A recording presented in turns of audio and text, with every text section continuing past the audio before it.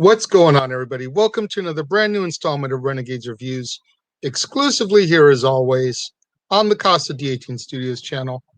I, of course, am your host, the Renegade JJ Williams, and today we're going to take a look at another package film which was released during the Bronze Age, the Dark Ages of the Walt Disney Animation Studios, and that's 1977's The Many Adventures of Winnie the Pooh, featuring the voice talents of Sterling Holloway, Bruce Reitherman, John Fiedler, Ralph Wright, Clint Howard, Barbara Luddy, Paul Winchell, Hal Smith, and Sebastian Cabot. What's going on, everybody? Thank you for joining me here once again for another brand new installment of Renegades Reviews. And as I said in the top of this video, today we're going to take a look at a package film that came out during the Bronze Age, the Dark Ages of the Walt Disney Animation Studios filmography, The Many Adventures of Winnie the Pooh. Now, our film gathers together three pre-existing Winnie the Pooh shorts that had originally been released in 1966, 1968, and 1974, respectively. Now, there was some original material animated specifically to help tie the stories together, but otherwise, all this footage contained within this film was previously released material. The first short is 1966's Winnie the Pooh and the Honey Tree. And in the story, Winnie the Pooh wakes up one morning and discovers that he is all out of honey pots. Pooh hears a bee fly by and decides to climb a nearby honey tree, but as he reaches the beehive, a branch that he is sitting on breaks, and it causes him to fall into a gorse bush below. Pooh is unwilling to give up on his quest for honey, so he goes to visit his good friend, Christopher Robin, and obtains a balloon from him, with intentions to use it to float up to the beehive. But before doing this, Pooh rolls around in a mud puddle, hoping to trick the bees into believing that he is just a little black rain cloud. Upon reaching the beehive, Pooh pulls out some of the honey and eats it without realizing that it is covered in bees, who proceed to fly around in his mouth. Pooh spits them out and ends up kicking the queen bee into a mud puddle below. Shortly afterwards, Pooh's disguise starts to drip, and the other bees begin to attack him. The queen bee angrily flies up and stings Pooh on the butt. The sudden hit causes Pooh to swing up and down, and his butt ends up getting stuck in a beehive, which amuses the queen bee. The other bees shove Pooh out of the beehive before chasing him and Christopher Robin away. Still hungry for honey, obviously, Pooh goes to visit his friend Rabbit's house, and Rabbit reluctantly invites Pooh inside for lunch, and then Pooh greedily helps himself to all of the honey in Rabbit's house. When he then tries to leave, he finds that he is too fat to fit through the front door. When Rabbit finds Pooh stuck in the door, he tries to push Pooh through it by himself, but he's unable to. Rabbit then rushes off to get help and returns with Christopher Robin, and they both try to pull Pooh out, but fail. Christopher Robin then suggests that they try to push Pooh back inside, but Rabbit disagrees. So Christopher Robin decides that Pooh now must go without food until he thins up enough to be able to go through the door. In the meantime, Rabbit decides to decorate Pooh's butt so he won't have to stare at it for days. But when he tries to paint a moose's face, the paintbrush tickles Pooh and causes him to chuckle, which messes up the look. Rabbit then tries to convert it into a shelf instead, but then Kanga and Roo visit Pooh and give him some honeysuckle flowers, which causes Pooh to violently sneeze, completely obliterating the shelf and decorations much to Rabbit's dismay. Rabbit is even forced to put up a "Don't feed the bear" sign after Pooh attempts to get honey from his friend Gopher. Several mornings later, a depressed rabbit leans against Pooh's butt and feels him move a bit. So Rabbit joyously summons Christopher Robin and the rest of their friends in order to help free Pooh. Everyone except Rabbit pulls from the outside, while Rabbit pushes from the inside, but with no success. Rabbit finally shoves Pooh with a running start, which causes Pooh to be launched into the air. Pooh ends up landing headfirst into the hole of yet another honey tree, scaring the bees away. His friends offer to free him, but Pooh doesn't mind being stuck now, as he can eat all the honey that he likes. Our second segment is 1968's Winnie the Pooh and the Blustery Day, where Winnie the Pooh decides to visit his thoughtful spot on a very windy day. And as Pooh sits there thinking, Gopher pops out of the ground and advises him to leave, as it is a wind's day. Misunderstanding Gopher's warning, Pooh goes across the 100-acre woods and wishes everyone a happy wind's day. He arrives at the home of his good friend Piglet, who is nearly blown away while trying to rake leaves. Pooh grabs Piglet by his scarf, kind of like the string of a kite, and they pass by Kanga and Roo. Eeyore, whose stick house Pooh breaks as they pass by, and Rabbit, whose carrots Pooh inadvertently helps to harvest as they pass through his garden. The wind blows Pooh and Piglet to Owl's treehouse, where they invite him in. Pooh wishes Owl a happy wind's day, much as he has everyone else, and Owl informs him that the wind is due to a mild spring zephyr. As Owl tells Pooh and Piglet some of the adventures of his family, the wind causes Owl's house to sway and eventually collapse, for which he initially asks Pooh if he did it. Pooh tells Owl that he doesn't think so, and Christopher Robin and the others soon hear of the news and rush to Owl's home. Christopher Robin and the others soon hear the news, and they rush to the scene. Owl's home is wrecked beyond the point of repair, so Eeyore volunteers to seek out a new house for Owl, who proceeds to tell the others more stories for quite some time, which ends up boring them. As nighttime falls, the wind is still blowing, and Pooh is kept awake by noises outside. He opens the door and is greeted by a visitor, Tigger, who introduces himself with his signature song, "The Wonderful Thing About Tiggers," before stating that he has come looking for something to eat. Disgusted by the taste of Pooh's honey, Tigger tells him about heffalumps and woozles, which lurk in the forest and steal honey before departing. Frightened by Tigger's words, Pooh stays up to guard his honey, but ends up falling asleep as a thunderstorm brews. After he has a nightmare about heffalumps and woozles stealing his honey and chasing him around, Pooh wakes up in a flood which was caused by the storm.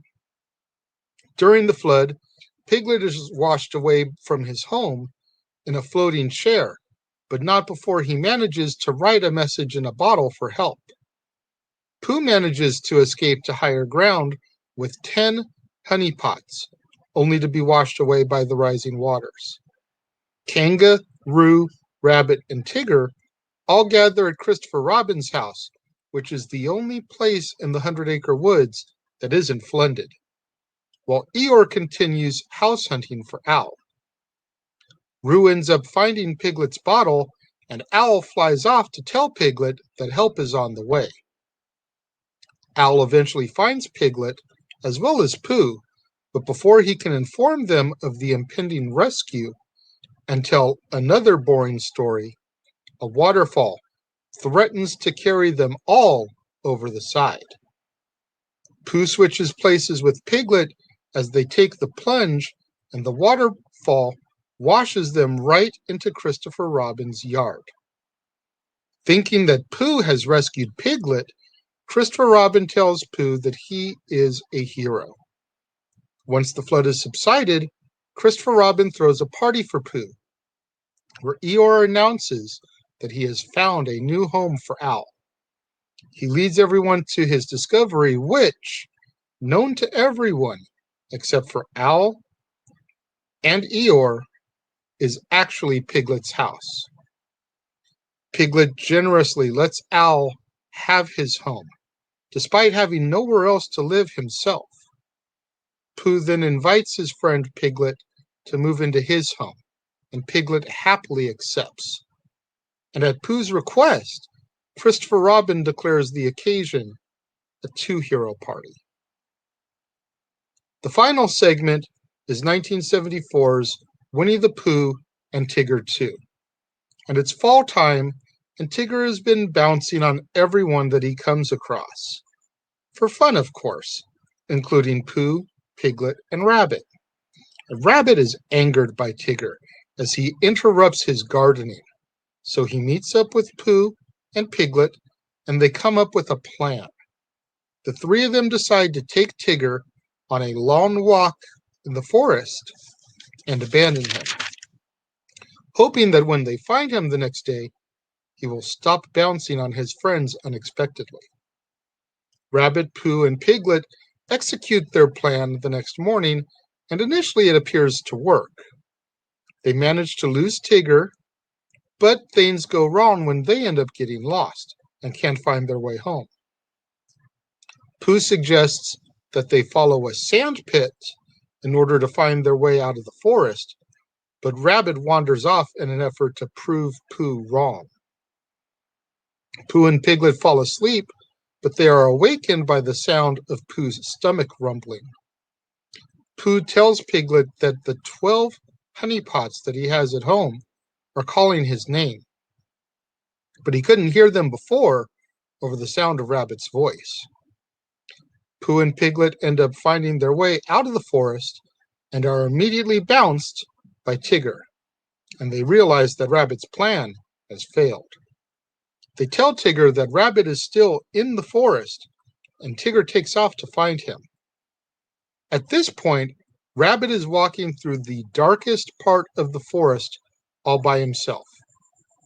He gets scared by numerous noises, including a caterpillar eating a leaf and frogs croaking. Rabbit panics and runs away, only to be tackled by Tigger. Tigger tells Rabbit that Tiggers never get lost, and they all end up heading back home, with Rabbit humiliated that his plan has failed. Eventually, wintertime comes, and one day Roo wants to go play. His mother, Kanga, is unable to go with him, so she calls on Tigger to look after him as long as he comes back in time for his nap, and Tigger agrees. As they travel through the forest, Tigger and Roo see Rabbit ice skating, and Tigger tries to teach Roo how to ice skate by doing it himself. But unfortunately, he loses balance and collides with Rabbit while trying to regain his balance. As Rabbit crashes into his house, Tigger slides into a snowbank and decides that he does not like ice skating before venturing deeper into the forest with Roo. Roo asks Tigger if he can climb trees, and Tigger says that it's what Tiggers do best, except he bounces trees instead. With Roo riding on his back, Tigger bounces all the way to the top of a very tall tree, but when he sees how high up they are, he becomes paralyzed with fear and is afraid to climb back down.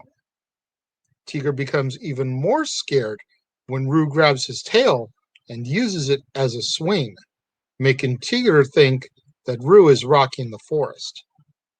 Meanwhile, Pooh and Piglet are investigating strange animal tracks, which actually belong to Tigger and Roo.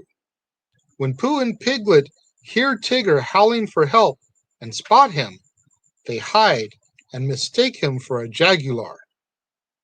Roo calls out to Pooh and Piglet, which helps to alleviate their fears, and Tigger begs for someone to fetch Christopher Robin.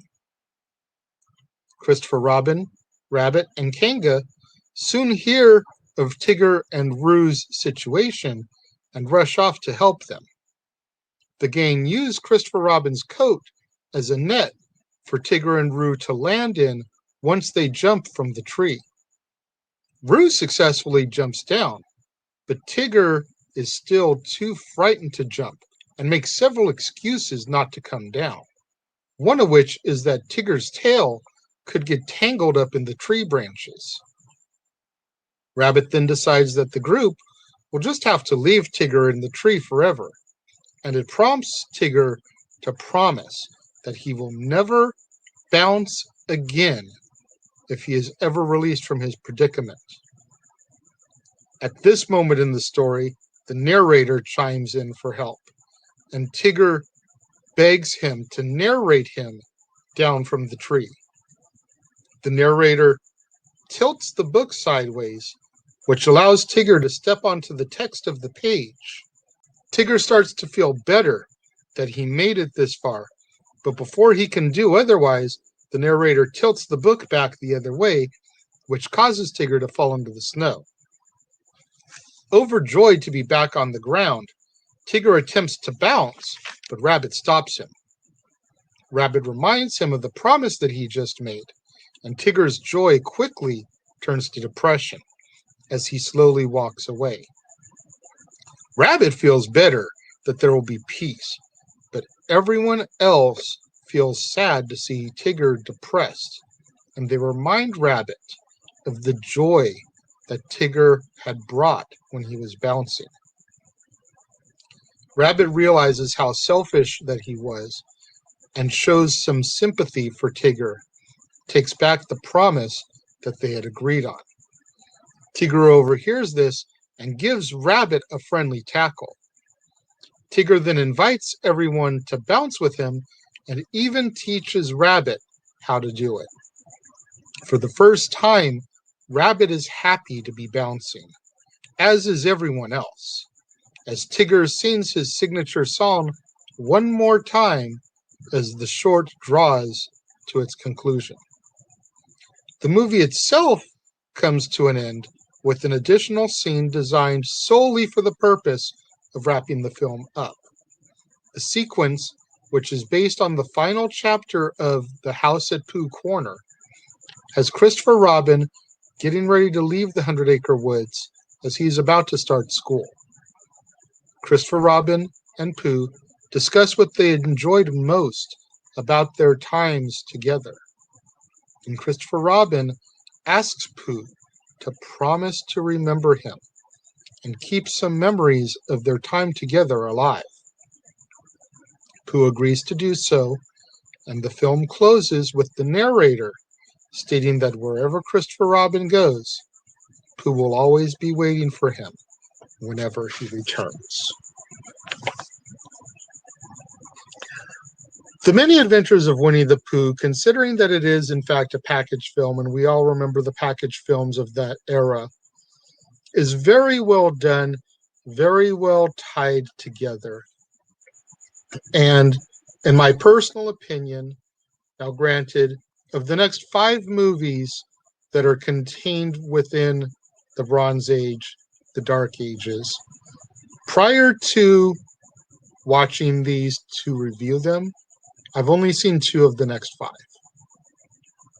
So I'm going to make a bold statement here that I may end up taking back towards the end. But in my personal opinion right now, until we get to Oliver and Company, which is the last film of the Bronze Age, the Dark Ages, this is the last really good movie. You had a lot of the regular Disney contributors working on this one. And even though Walt had died 10, 11 years prior, whatever it was, because the shorts contained within here were at least two of them being worked on or done with his input while he was alive. And because the Aristocats was done by and directed by an animator who had done The Jungle Book and done Sword in the Stone, a lot of Walt's presence and touch was felt over the Aristocats, Robin Hood, and the Many Adventures of Winnie the Pooh, in my opinion.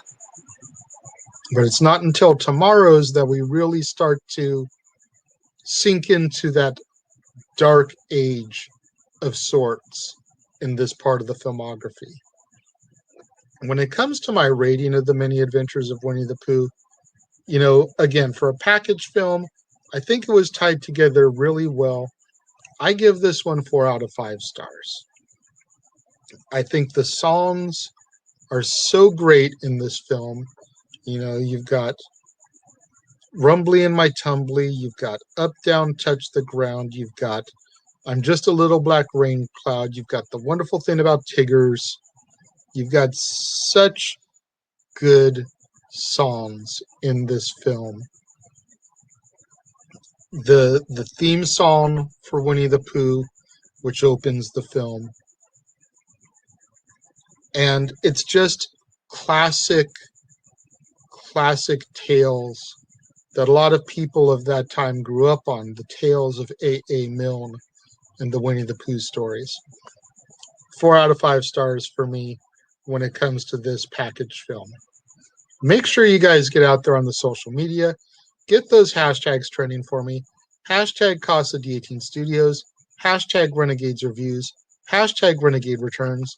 And of course, the ever popular hashtag Shenanigans. We interrupt this episode of Renegades Reviews for an important announcement about merchandising. Merchandising? What's that? Merchandising. Come, I'll show you. Merchandising, where the real money's made. Make sure you go over to teespring.com/stores/Jeff Meacham Network for all the t-shirts you see here from the West Coast professor, Jeff Meacham himself. You can get shirts for the Jeff Meacham Network, Talk Wrestling, as well as the red and gold Meachamania shirts. And while you're there, don't forget to get your shirts of the Casa D18 Studios Brotherhood, the Dads on Wrestling shirt, the Renegade J.J. Williams, Statboy Sports Bar, and the hashtag StatBoyApproved shirt. Make sure you go over to teespring.com/stores/Jeff Meacham Network and score your shirts today. Make sure you guys get out there. Do what that commercial just told you. Go to teespring.com/stores/Jeff Meacham Network. All the official merchandise of the Casa D18 Studios Brotherhood, your Renegade J.J. Williams shirt, Dad's Not Always on Wrestling, Statboy Sports Bar, hashtag StatBoyApproved, hashtag Shenanigans. Get you your official merchandise of the Jeff Meacham Network. 3 different designs of the Jeff Meacham Network logo for you to choose from, along with Talk Wrestling, Meachamania, so much more. It's getting to be summertime out there. You can get yourself a Meachamania tank top, as well as a Renegade J.J. Williams tank top for those hot summer days and even hotter summer nights. Get out there and support us. While you're supporting, pay attention to that ticker down there. If you appreciate the content that I'm providing for you guys on a daily basis, go down to that PayPal link, send me a small donation. Or go to that link tree, purchase a movie off my Amazon movie wish list. Either way, I'll be eternally grateful for you guys for supporting me. Keep in mind, I'm not monetized at this time, so until I get enough viewership hours up to where I can be monetized, this is the only way to support me. So once again, if you appreciate me being out here in my garage studio in triple-digit weather, filming content for you guys on a consistent basis so that there can be daily episodes up for your viewing pleasure, then please send a couple dollars to that PayPal. Or, like I said, go to that Linktree link, purchase a film off my Amazon movie wish list. When I get it, and I open it on Renegade Recap, I'll give you guys a shout out. And then when I work it into my theme months and can actually review it, give you guys another shout out when I review it on the show. Tomorrow, right back here on the Casa de Tune Studios channel, make sure you tune in for another brand new installment of Renegades Reviews as I take a look at, also from 1977, The Rescuers, starring the voice talents of Bob Newhart, Ava Gabor, Geraldine Page, Michelle Stacy, Pat Buttram, George Lindsay, and John Fiedler.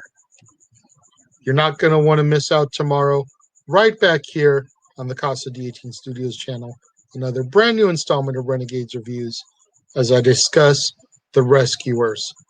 And little spoiler alert, prior to watching it to review it, I'd never seen this one before, believe it or not. So make sure you tune in tomorrow to see what I thought about The Rescuers. Thank you to all my loyal viewers. Tune in every single day, watching the premiere go up, leaving your comments right over here. I greatly appreciate you guys. All my loyal fans that tune in later in the day, watch on demand, leaving your comments down here. Once again, thank you very much. I greatly appreciate you guys. I appreciate each and every one of my loyal viewers who tune in here on a regular basis. Thank you guys for watching, and I will see you guys next time.